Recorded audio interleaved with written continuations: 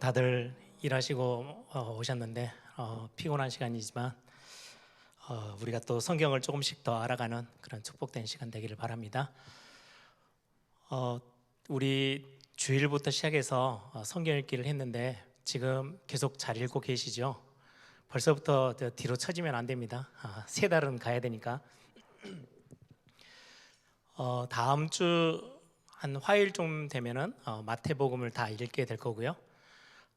그 다음에 이제 마가복음이어서 오늘 마태복음 조금 더 보충해서 하고 마가복음까지 이렇게 하고, 그리고 이제 마지막 시간 남는 동안 우리 구역공과에 있는 교재, 다음 주에 해야 될 교재들을 가지고 우리 사역자들, 특히 이제 귀중하게 우리 성도님들에게 같이 함께 말씀 전달해야 될 그런 현장을 두고 이렇게 간단하게 좀 기도 제목들을 함께 붙잡는 시간 됐으면 좋겠습니다. 그 하루에 3장 읽는 거는 크게 어렵지 않지요. 혹시 이렇게 너무 시간이 뭔가 이렇게 집중하기가 힘들다라고 하시면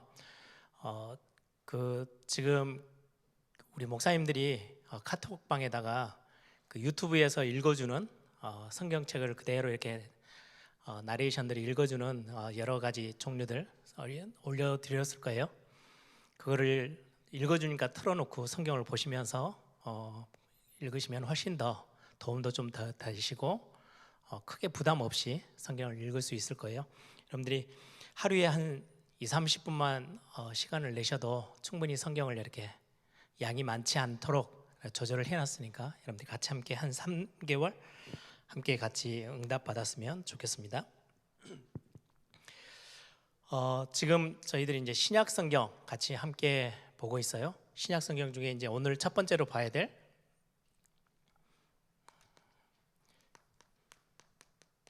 마태복음입니다.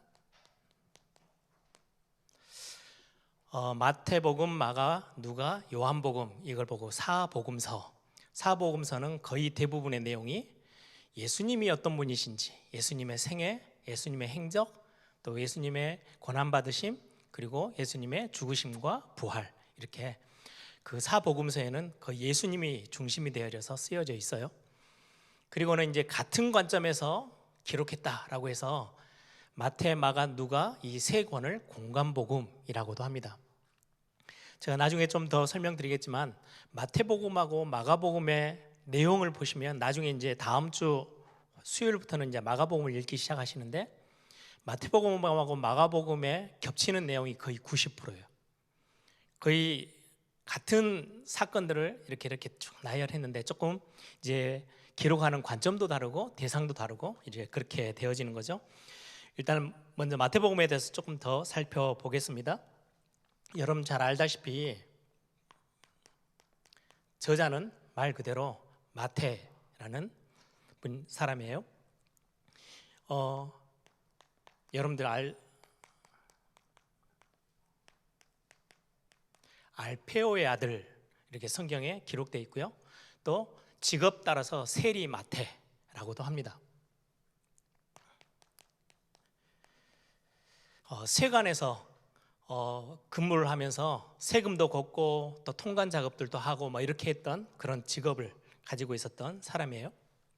그래서 굉장히 어떻게 보면 지식인 중에 한 사람이에요.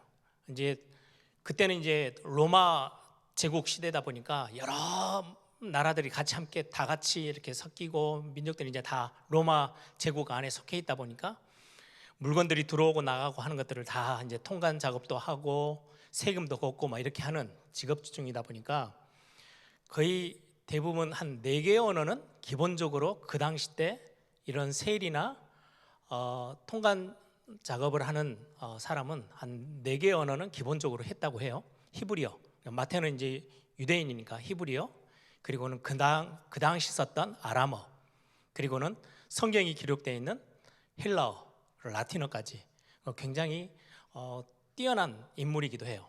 많이 배우고. 그런데 지난번에도 말씀드린 것처럼 이 마태복음의 특징 중에 하나가 하나님이 참 그 사람의 어떤 성품 그대로를 쓰는 것처럼, 예전에 제가 말씀 한번 드렸죠. 신학교 다니면서 그 원어를 가지고 직접 이제 성경을 이렇게 같이 공부하는 수업이 있어요.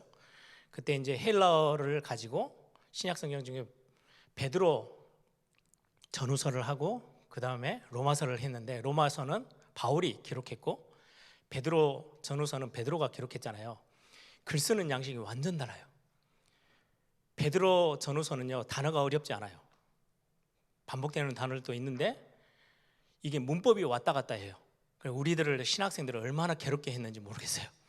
이게 문법이 딱 정확하면 그 다음 줄도 이렇게 해석하는 게 훨씬 쉬워지는데, 이랬다가 저랬다가 막 동사가 앞으로 왔다가 뒤로 갔다가.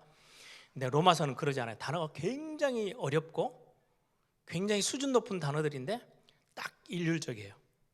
굉장히 많이 배운 사람이 썼구나라고 느껴질 만큼, 그 정도로 하나님이 그 사람의 성격, 성품, 자라온 환경, 그가 가지고 있는 지식 수준에 다 맞춰서 성경을 기록하는 데까지 그대로 하나님이 쓰셨어요. 그래서 마태는 말 그대로 굉장히 이렇게 회계 장부를 기록하고 뭔가 이렇게 기록하고 남겨야 되는 사람이다 보니까 마태복음에만 굉장히 많은 게 기록되어 있는 게 예수님의 가르침. 그래서 산상수훈은 마태복음에 있어요. 그렇게 아주 구체적으로 예수님이 말씀하시고 가르치고 하셨던 내용들을요 그대로 적어놨던 게 마태복음이기도 합니다. 또 알페오의 아들 레이라고도 불러요. 레이라는 사람은 레이 지파 안에서 이제 그렇게 이름이 지어졌는데, 하나님의 성전 일을 심부름해야 될 사람이, 지금 레이 지파는 저 구약과 신약 사이에 거의 이제 성전의 일들이 거의 다 이상하게 전혀 진행되지 않은 상황 속에서 성전을 버리고 이제 자기 먹고 살기 위해서 나가서 밖에서 막 그렇게 세상 일을 하는 사람인데, 예수님을 만나서 인생이 완전히 새롭게 시작되어졌던 사람이 또 레이 마태이기도 합니다. 누가복음 한 5장 한번 같이 함께 보실래요? 누가복음 5장 27절에서 29절 마태에 대한 내용이 잠깐 기록합니다. 누가복음 5장 27절 29절을 보시면 제가 읽어드립니다. 그 후에 예수께서 나가사 레이라 하는 세리가 세간에 앉아 있는 것을 보시고 나를 따르라 하시니 그가 모든 것을 버리고 일어나 따르니라. 레이가 예수를 위하여 자기 집에서 큰 잔치를 하니 세리와 다른 사람들이 많이 함께 앉아 있는지라. 예수님이 그 세관에 앉아 있는 세리 마태를 나를 따라오라 이제 제자 삼으셨어요. 모든 걸 다 버리고 자기가 있었던 모든 재산 많은 거 있을 거 아니에요. 이제까지 자기 가족들을 먹여 살렸던 모든 것 다 내어버리고 예수님을 따라오기로 결정을 해요. 그리고는 예수님을 따라가면서 오늘 본문에 보니까 29절에 보니까 예수를 위하여 자기 집에서 잔치를 열어요. 다른 세리들 다 불러가지고. 왜 그랬을까요? 말씀 듣게 하기 위해서 그랬겠죠. 예수님을 위해서 잔치를 벌이고 나서 이제 예수님을 본격적으로 이제 따라오기 시작했던 사람이 마태이기도 합니다. 이런 어떤 특성 때문에 굉장히 회계장부를 기록하듯이요, 기록된 내용들을 잠깐 우리가 보면 주로 이렇게 시간대를 따라서 예수님이 오늘 하시고 그 다음에 시간별로 이렇게 기록한 것보다는 주제별로 마태복음을 쭉 기록해 가요. 예수님의 교훈, 탄생, 그리고 교훈, 그리고는 사역, 비유, 고난과 죽으심, 부활, 이렇게 뭔가 이렇게 주제별로. 그래서 마태복음 5장, 6장, 7장 계속해서 이렇게 산상보험과 함께 이렇게 기록되어 있는 예수님 가르침이 쭉 기록되어 있고요. 그 다음에는 비유가 굉장히 많이 기록되어 있어요. 그 말은 옆에서 들으면서 다른 사람들이 놓칠 수 있는 내용들을요, 마태는 다 기록해서 성경으로 이렇게 남겨 놓았다는 말이죠. 지난번에 말씀드린 것처럼 유대인들에게 기록한, 그러니까 구약을 너무 잘 알고 있는 유대인들을 대상으로 해서 마태복음을 기록했기 때문에 구약의 많은 성경 내용들이 기록되어 있고요. 다윗의 자손 예수 그리스도의 세계라 이렇게 하신 것처럼 다윗 왕을 이어서 실제 메시아 왕국이 어떻게 세워지는지, 그래서 거의 30번이 넘도록 하늘나라 천국의 복음, 천국이 이러하니라 이렇게 하면서요, 천국에 대한 단어들을 굉장히 많이 쓰여진 성경이 마태복음이기도 합니다.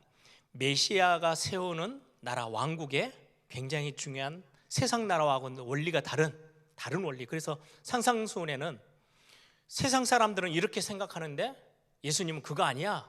복 있는 사람은 어떤 사람이 복이 있느냐? 마음이 청결한 자, 가난한 자, 이렇게 심령이 가난한 자, 이렇게 해서 완전히 바꾸죠. 그거는 어디 법이에요?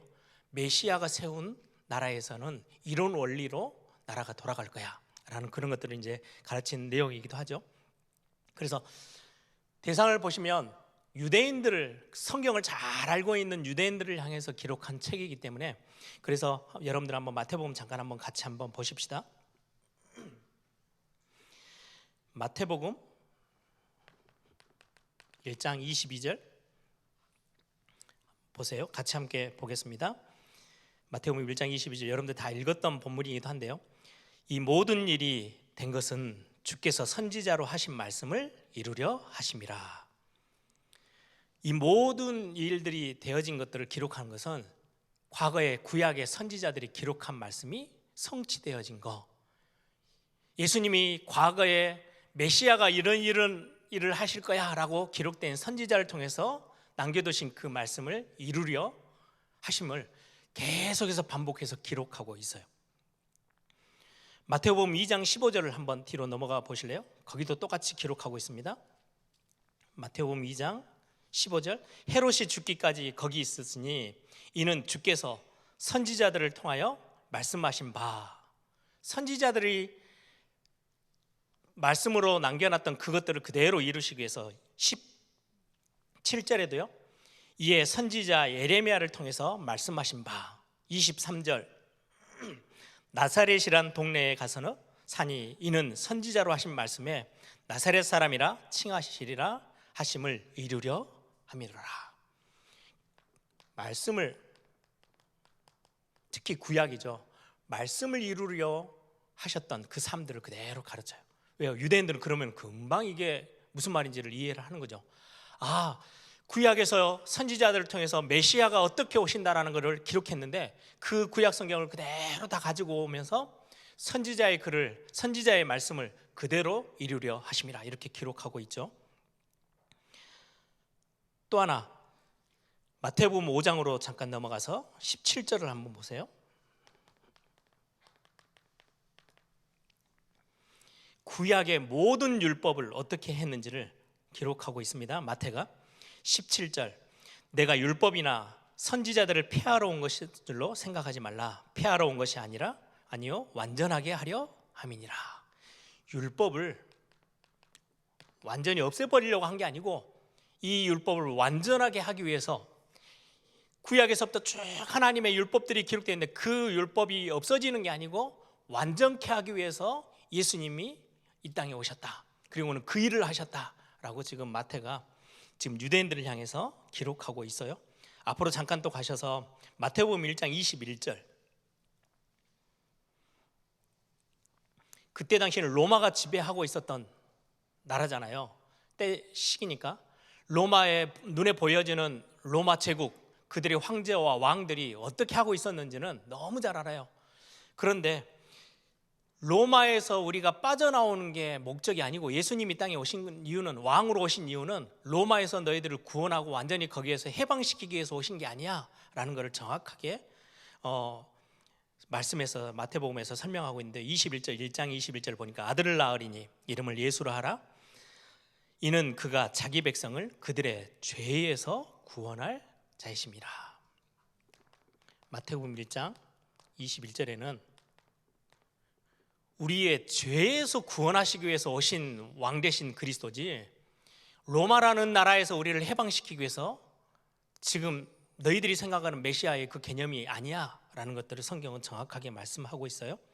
뿐만 아니라 지금 로마의 왕들이 어떻게 해요? 순전히 자기 이익 따라서 자기에게 이익이 되어지면 백성들을 짓누르기도 하고 억압하기도 하고 누르기도 하고 죽이기도 하고 막 이렇게 핍박해 가잖아요. 자기 땅을 차지하고 자기 거를 위해서. 네, 예수님이 왕으로 오셨는데 그 왕은 어떤 왕이냐라고 설명하고 있어요. 마태복음 20장 28절 한번 같이 보겠습니다. 마태라는 사도가 어떻게 기록하고 있는지요. 마태복음 20장 28절. 인자가 온 것은 섬김을 받으려 함이 아니라 도리어 섬기려 하고 자기 목숨을 많은 사람의 대속물로 주려 함이니라. 예수님은 섬김의 왕으로 오셔서 자기 백성을 부려먹어 가지고 자기의 유익을 챙기려고 하는 왕이 아니고, 지금 세상 나라의 왕처럼 그런 왕이 아니고, 섬김을 받으려고 하는 게 아니고 섬기며, 어떤 섬김까지요?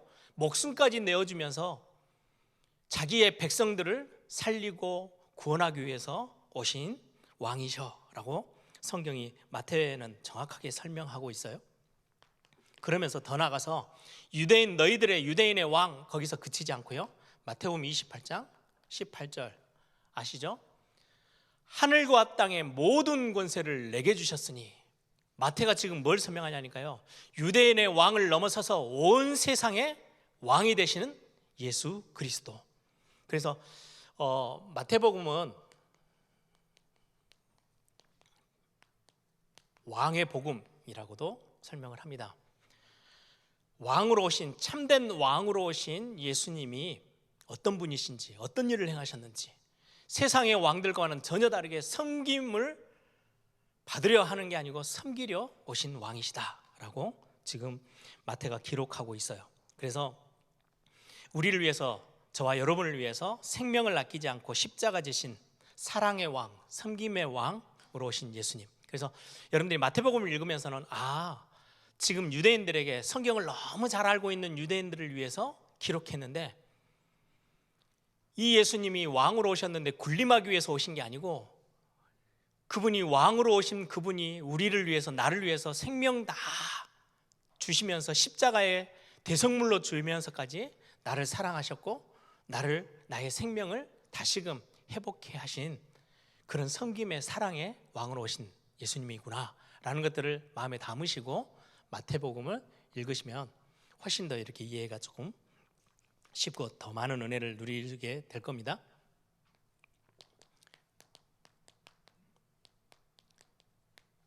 마가복음을 잠깐 더 볼게요. 저자는 말 그대로 마가예요. 다른 우리 성경에는 어떻게 되어 있냐까요? 마가 요한이라고 되어 있어요. 마가 요한은 12제자는 아니에요. 여러분들 잘 알죠? 예수님이 십자가 지시기 전에 성만찬 하셨잖아요. 제자들과 함께 이렇게. 그 집이 마가의 집이에요. 마가의 어머니의 이름은 마리아라고 기록되어 있는데, 성경에 마리아가 너무 많잖아요. 그 중에 과부 마리아예요. 그래서 어머니 혼자 모시고 있는데 그 어머니가 조금 많이 이렇게 부유한 측에 속한가 봐요. 굉장히 재산이 많아요. 어느 정도냐니까 최후의 만찬했던 그 장소도 마가 요한의 집이고요. 그리고는 사도행전 1장에 나와 있는 우리가 마가다락방이라고 하는 마가 요한의 다락방이에요. 그럼 다락방에 모였는데, 그 집에 다락에 모였는데 120명이 모일 수 있을 정도의 꽤 큰 집이에요. 그 집을 소유하고 있는 사람이 마가 요한이에요. 마가복음을 기록한. 또 하나는 베드로가 옥에 갇혔다가 사도행전 12장에 옥에서 풀려나서 사장이죠. 제일 먼저 뛰어갔던 집이 마가 요한의 집이기도 합니다. 그래서 여러분들이 마태복음, 마가복음 그러면 사도가 쓴 줄 아는데 12사도 제자는 아니에요. 옆에서 같이 예수님과 굉장히 친밀하게 같이 있었던 그 마리아의 아들이기도 하죠. 또 바나바의 생질은 조카라는 말이에요. 바나바 여러분들 아시죠? 바울과 바나바가 사도행전에 거의 주축을 이뤘던, 전도 여행의 핵심을 이뤘던 사람 중에 한 사람. 또 바울, 이제 사울이었던 바울을 데려다가 말씀을 가르치고 구체적인 것들을 설명하고 같이 이제 사역자로, 같이 동역자로 설 수 있었던 그 바나바라는 사람의 생질, 누이의 아들이라는 거죠. 그게 마가예요. 이 마가는 또 다른 기록에는 여러분들 잘 아시죠? 바울과 바나바가 이제 제1차 전도 여행을 떠나요. 전도 여행을 떠나다가 그 길이 너무 험하고 체력적으로도 너무 힘들고 굉장히 어려운 전도 여행이 진행되니까 중간에 버가라는 곳에서요 도망가요. 나 이 팀에서 같이 전도하는 건 너무 힘들어 해서 그냥 도중 하차한 사람이 마가 요한이에요. 두 번째 전도 여행을 가는데 바울하고 바나바하고 싸워요. 심각한 갈등이 생겼어요. 누구 때문이냐니까 마가 요한 때문이에요. 바나바는 자기 생질이니까 조카니까 그래도 지난번에는 중도 하차했지만 이번에는 끝까지 갈 수 있을까 데리고 가자라고 하니까 바울은 절대 안 돼. 이렇게 귀중한 사역에 중간에 그만두는 사람, 그런 사람은 우리가 데리고 갈 수 없어. 너무 심하게 싸워가지고 팀이 둘로 쪼개져요. 전도여행을 하는데 바나바 팀 그리고 바울 팀 결국은 둘로 쪼개지잖아요. 근데 나중에 바울이 거의 로마를 가려고 할 때는요 마가를 나한테 좀 데려다줘. 너무 내게는 복음 사역에 유익한 사람이니까 좀 데려다줘. 그래서 결국은 로마까지 바울과 함께 동행했던 사람이기도 합니다. 마가복음은 순서상으로는 마태, 마가 이렇게 되어 있는데요, 기록이 되어지는 책으로 따지면 제일 먼저 쓰여진 성경이 마가복음이에요. 마가복음을 어떻게 보면 많은 학자들은 그래요. 마가복음이 제일 먼저 쓰여지고 여기에 쓰여진 것들 가지고 기준을 삼아서 마태복음, 누가복음이 쓰여졌을 거다. 그 내용이 거의 90%가 일치해요. 그래서 여러분들이 마가복음, 마태복음 읽고 마가복음 읽다 보면 마태복음에 읽었던 내용들이 그대로 또 나오기도 할 거예요. 여러분들 그걸 이제 참고하시면 될 것 같고, 이 마가 요한은 또 하나는 베드로 사도의 통역을 맡았고 옆에서 굉장히 보조 역할을 감당했던 수행원이기도 해요, 마가가. 그래서 어떤 성경에는요 베드로의 믿음의 아들, 베드로의 아들이라고 지칭할 만큼 거의 베드로 사역에 베드로가 죽기 전까지 거의 모든 사역을 다 맡아줬던, 그리고는 나중에는 바울과 바나바의 중요한 동역자로서 사역을 같이 함께 해줬던 사람이 마가 요한이기도 합니다. 그래서 우리는 이거 보면서 사실은 굉장히 부유한 집에서 자란 아들이에요. 그러다 보니까 고생길을 전도여행을 가면서 중간에 낙오할 만큼 굉장히 이렇게 풍요로운 삶을 부유한 집에서 살던 아들이다 보니까 굉장히 좀 철없고 막 이렇게 했던 사람이었는데, 시간 가면서요 그런 거 보면 바나바하고 굉장히 대단한 사람이에요. 처음에 이렇게 낙오하고 막 이렇게 했던 마가를요 나중에는 모든 사람에게 유익된 사람, 유익한 사역자. 그래서 나중에는 바울이 다시금 등용해서 마가를 나에게 좀 데려다줘, 나랑 같이 사역하고 싶어, 이렇게 할 만큼의 굉장히 훌륭한 사역자로 훈련시켰던 사람이 바나바이기도 하겠죠. 베드로를 따라다니면서 굉장히 중요한 사역에 동역을 했어요. 또 하나 여기에 보면 굉장히 재밌는 기록이 하나 있어요. 이름이 기록이 안 돼 있는데요, 마가복음 14장 51절 52절에 보면은 한 청년이 예수님이 지금 겟세마네 동산에서 이제 십자가 지시기 위해서 이제 끌려가는 그 장소에 뭔가 이렇게 혼입을 뒤집어 쓰고 있다가요 발가벗고 쫓겨 막 도망갔던 청년 한 명이 기록이 나와요. 그게 누구냐니까 마가예요. 그 정도로 처음에는 여리고 겁도 많고 고생하는 것도 못 참고 이랬던 사람이 나중에 변화되어지면서 굉장히 중요한 마가복음을 기록할 만큼 하나님 앞에 큰 쓰임을 받았던 하나님의 사람으로 바뀌어요. 저는 이 마가를 보면서도요 참 우리가 정말 나같이 연약한 사람인데도 아니구나, 하나님이 어느 날 나를 진짜로 딱 붙잡고 쓰시면 이렇게도 부족하고 연약하고, 예수님 그 십자가 하는 거 그걸 겁내가지고요 발가벗고 도망갔던 그 청년 이름을 기록 안 했어요.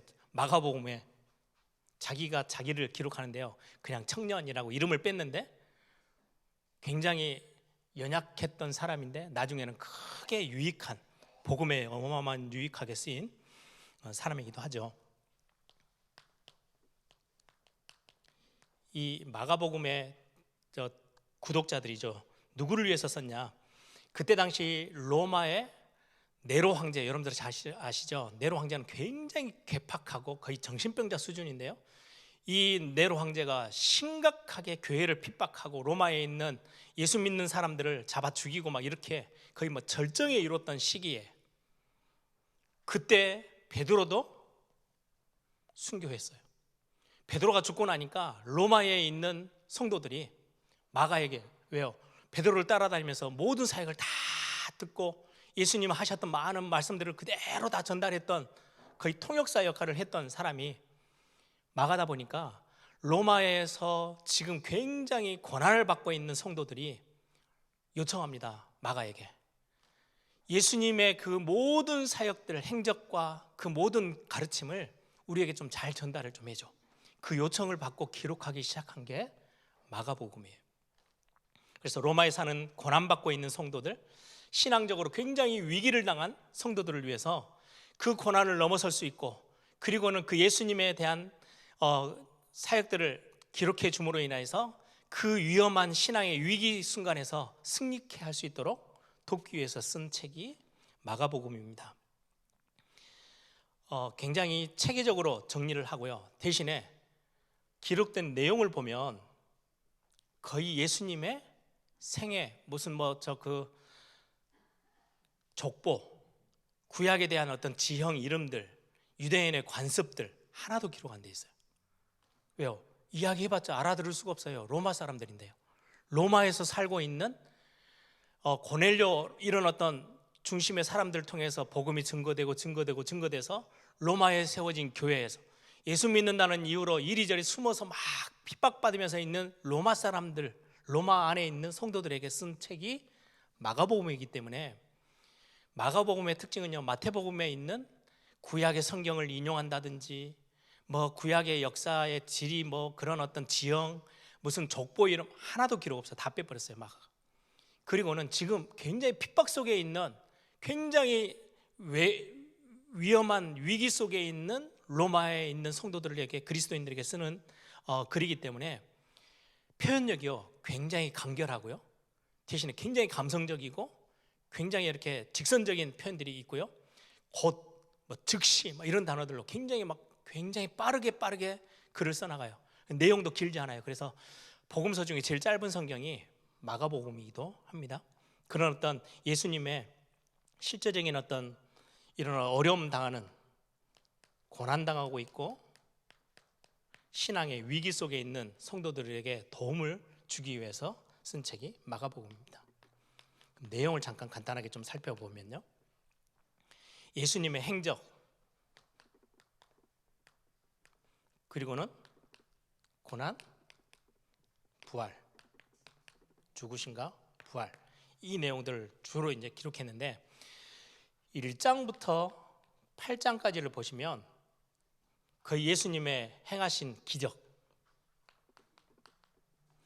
거의 18차례 18번의 기적들을 계속해서 기록하고 있어요. 무슨 말이에요? 지금 굉장히 핍박 속에 있는 성도들을 향해서 예수님은 능력에 주셔요. 그래서 우리의 모든 이런 부분들을 다 돌아보시고 회복시킬 수 있는 분이셔. 이렇게 힘을 주고 믿음의 용기를 주고 있는 내용들이요 1장부터 8장까지 나와요. 그리고는 9장부터 16장까지는 예수님의 고난, 죽으심, 부활에 대해서 기록하고 있는 내용이기도 합니다. 그래서 마가복음 10장 45절이 마가복음의 핵심 내용이에요. 한번 같이 함께 이것만 찾아보면 좋겠습니다. 여러분 다 아는 본문이기도 합니다. 마태복음에도 나와 있던 내용이기도 하죠. 마가복음 10장 45절, 인자가 온 것은 섬김을 받으려 함이 아니라 도리어 섬기려 하고 자기 목숨을 많은 사람의 대속물로 주려 함이니라.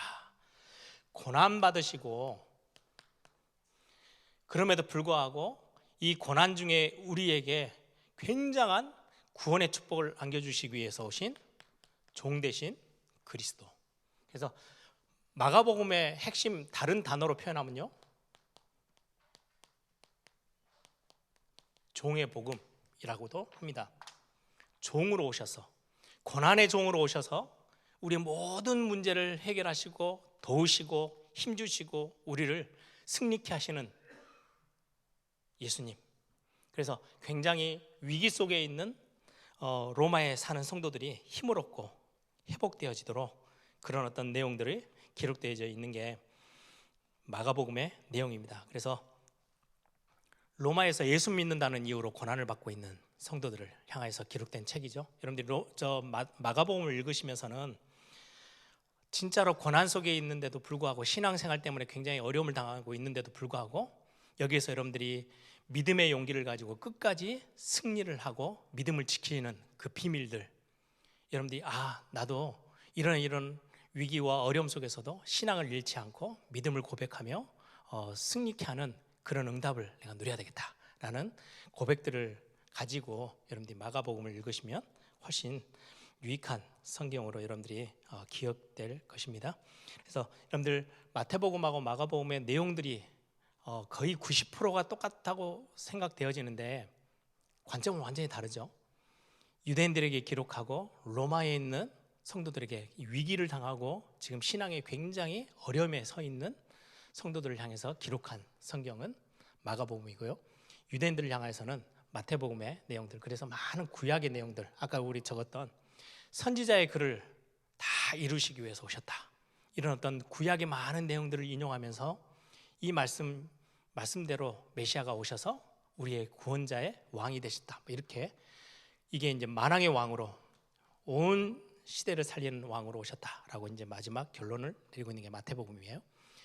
여러분들이 마태복음, 마가복음 이렇게 쭉 또 한 주간 더 읽어 나가시면서 여러분들이 거기에 맞게끔 여기에서 기록된 왕은 세상의 왕과 다르게 자기 목숨까지도 다 내어놓는 예수님으로, 그리고는 마가복음에서는 진짜로 위기 만난 성도들에게 엄청난 기적을 베푸시고 능력으로 역사하시고 있는 예수님, 그분은 겸손하게 모든 고난을 다 받으면서도 믿음을 잃지 않고 승리하셨던 그 예수님을 이렇게 여러분들이 마가복음 통해서 확인하고 만나게 되는 시간이 됐으면 좋겠습니다. 여러분들 마지막으로 우리 구역공과에 내 있는 사역자들에게 조금 말씀을 드립니다. 보니까 37과예요. 지난주 주보에 나와 있는 건 36과고요. 이제 37과 중요한 세 가지, 사역자로서 여러분들이 성도님들과 함께 또 사역자가 반드시 누리고 알고 있어야 될 세 가지에 대해서 간단하게만 좀 언급을 하겠습니다. 여러분들 작년 이 메시지는 작년 우리 WRC를 중심으로 해서 이걸 가지고 팀도 만들어라, 이걸 반드시 성도들에게 전달해야 된다, 이렇게 나왔던 단어이기도 해요. 첫 번째, 하나님이 원하시는 저와 여러분에게 주신 미션, 어떻게 보면 사명이죠. 그리고는 두 번째가 이 미션을 가지고 실제로 우리 렘넌트들에게는 인턴십이라는 단어로, 그러나 저와 여러분이 여기에 대해서 가르치는 자로 서는 게 아니고요, 여러분들이 삶에서의 실제로 체험하고 누리는 인턴십의 증인으로 서는 게 굉장히 중요하죠. 그리고 나서 이 답을 가지고 인생 포럼해 줄 수 있는 진짜 증인, 이 부분입니다. 근데 조금 여러분들이 이 단어를 조금 이해를 하시면 좋은 게, 무슨 미션이라는 말이냐. 여러분들 아브라함이 실제로 하나님 앞에서 자기가 무엇 때문에 살아가야 되는지를 모를 때하고 알 때하고는 인생이 완전히 바뀌죠. 요셉도 마찬가지예요. 어릴 때 진짜 하나님이 자기에게 원하셨던 게 무엇인지를 알고 그거를 놓치지 않고 끝까지 붙잡고 있었던 요셉. 어느 날 모세 인생 바뀌잖아요. 나를 이제까지 80년 동안 여기까지 나를 인도하신 하나님이 이것 때문에 나를 붙잡고 있게 하셨구나 라는 걸 알게 되어져요. 여러분 한나 아시죠? 한나의 인생, 이것 발견하고 나서 인생이 완전 바뀌어요. 하나님이 진짜 원하시는 게 뭐지? 다윗.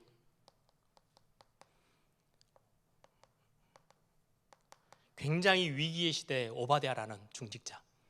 여러분들이 제자들이 이 부분들, 여러분들이 이거를 안 갖고 있으면, 사역자가 이 답이 없으면 제자들에게 전달하기가 정말 어려워요.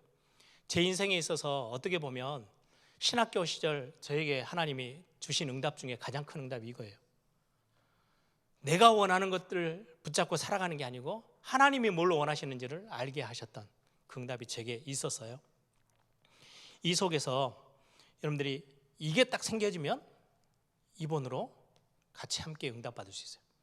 제가 이게 되어지고 나니까 하나님이 내 인생을 두고 중요한 계획을 갖고 계시는구나, 하나님이 내게 원하시는 게 있구나 알고 나서요, 제가 지난주에도 잠깐 간증하면서 메시지 같이 했던 것처럼 갑자기 무슨 사건이 생겨요.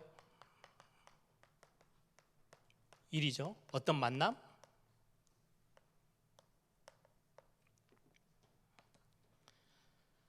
여러 가지 여러분들이 경험하게 되어지는 사람들,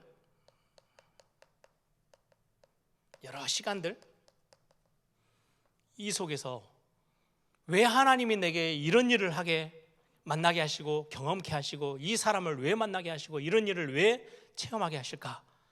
답을 찾게 돼요. 이게 없으면 이거하고 아무 상관이 없어요. 우연히 그냥 일어난 거고 왜 이런 일이 내게 일어났을까 하고 상처 입고 뒹구는데, 1번 내 인생을 향한 하나님이 원하시는 게 딱 발견되어지면 자연스럽게요, 그게 내게 인턴십이 돼요. 저에게 있어서는요, 이게 제 젊은 대학생 때요 굉장히 컸던 최고의 응답이에요. 아주 작은 거 하나, 큰 거 하나, 사건, 만남, 이런 많은 일들이 저에게는 진짜 인턴십이 됐어요. 나중에 보니까 10년, 20년 지나고 보니까 이래서 하나님이 이걸 하게 하셨구나. 그래서 제가 이 인턴십에 대한, 그때는 이런 단어도 몰랐지만 이것 때문에 하나님이 내 인생 앞으로는 내가 잘 모르지만 앞길에 10년, 20년의 앞을 내가 다 뚜렷하게 볼 수 없지만 하나님이 내 인생에 대한 중요한 계획을 갖고 계신 하나님이 실수하지 않으신데 이걸 경험케 하셨을 때, 그래서요 거기서 제 인생에 대한 굉장히 중요한 인턴십들을 경험하고요, 그러고 나니까 렘넌트들에게 해줄 말이 생기더라고요. 그때 너 지금 있는 그 자리, 그 일들 절대로 실수 아니야. 그냥 우연히 지나가는 거 아니야. 하나님의 특별한 계획이 있고 특별한 이유가 있어. 그게 인턴십이에요. 이게 쌓이면은요, 다른 사람에게 말해줄 수 있는 인생 포럼 할 만한 응답을 딱 손에 쥐게 돼요. 그리고는 중직자들은 이 답 다 있어야 되잖아요, 그렇죠? 어느 누구가 와도 해줄 만 있어야 돼요. 그걸 보고 증인이라 그래요. 내 인생에 하나님이 하셨던 역사들, 이유 있는 삶,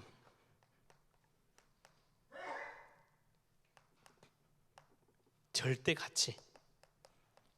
내 인생은 나는 이런 이면계약을 가지고 이렇게 살아왔어. 그 중간중간에 많은 사건, 일들이 있었는데 그 속에서 나는 하나님의 정확한 인도함을 받으면서 여기까지 왔단다. 그게 시편이고요, 그게 성경에 기록되어 있는 많은 응답받은 사람들의 고백이었어요. 찬송가 288장 크로스베의 고백도 마찬가지죠. 이것이 나의 간증이요 이것이 나의 찬송일세. 1번이 제일 먼저입니다. 이게 여러분들에게 찾아지면, 진짜 이게 발견되어지면요, 사건 하나하나에 여러분들이 막 흔들릴 그런 신앙생활을 살지 않아요. 답을 찾게 돼요. 이게 하나 둘 쌓이면요, 굉장히 중요한 응답의 답을 전달해 줄 수 있는 증인의 삶으로 서게 되어집니다. 그래서 이 부분들을 가지고 여러분들이 잠깐 포럼도 하시고, 실제로 이제 여러분들이 구역에 계신 분들이나 이런 분들하고도 같이 말씀을 나누고, 가르치는 자가 아니고 우리는 증인으로 하나님 부르셨거든요. 그래서 이 답은 사역자에게 먼저 있어야 돼요. 사실 제가 이거를 하나님 앞에서 내가 이 응답이 없다면 제가 앞에 서는 거는 그냥 어떻게 해요? 그냥 지식적으로 전달하는 그런 사람일 수밖에 없잖아요. 근데 하나님이 저에게 주신 응답들이 아주 작은 거라도 있으니까 성도 앞에서 또 렘넌트들 후대 앞에서 중요한 응답을 간증하고 전달할 수 있는 그런 인생 포럼 해줄 수 있는 그런 귀중한 증인의 자리에 서 있는 것처럼 여러분들이 그런 응답들을 우리 사역자들이 가장 먼저 찾아내시고 누리는 그런 시간들이 되길 바랍니다. 오늘 마태복음, 마가복음 같이 함께 확인했습니다. 마태복음, 마가복음 이렇게 쭉 읽어 나가시면서 여러분들이 그냥 이렇게 그래도 구약의 뭐 레위기서보다는 훨씬 더 쉬워요. 그래서 쭉 보시면서 포기하지 마시고 끝까지 여러분들이 그 말씀 속에 담겨져 있는 것들, 하나님 이 말씀 내가 읽다가 정말 나를 함께 하나님이 나를 새롭게 하시고 나에게 더 큰 응답을 보게 하시는 그런 영적인 눈이 열리고 성령의 가르치심, 성령의 도우심이 되게 풍성한 성경 읽기, 정교인 성경 읽기 하는 시간 되게 해달라고 여러분들이 기도하는 시간들이 꼭 되기를 바랍니다. 우리 함께 다 같이 한번 기도하십시다. 우리가 성경 읽기를 해나가면서 하나님의 말씀은 살았고 운동력이 있습니다. 좌우의 날이 선 어떤 것보다 예리해서 우리의 병들어 있는 치유받아야 될 이 뒤틀어져 있는 혼과 영과 및 관절과 골수, 우리의 마음과 생각 다 새롭게 하실 수 있는 게 하나님의 말씀입니다. 하나님 이 말씀 읽는 동안 하나님 내가 완전히 새롭게 되어지고 새롭게 시작할 수 있는 응답을 나에게 허락하여 주옵소서. 여러분들 한번 다 같이 한번 통성을 함께 기도하겠습니다.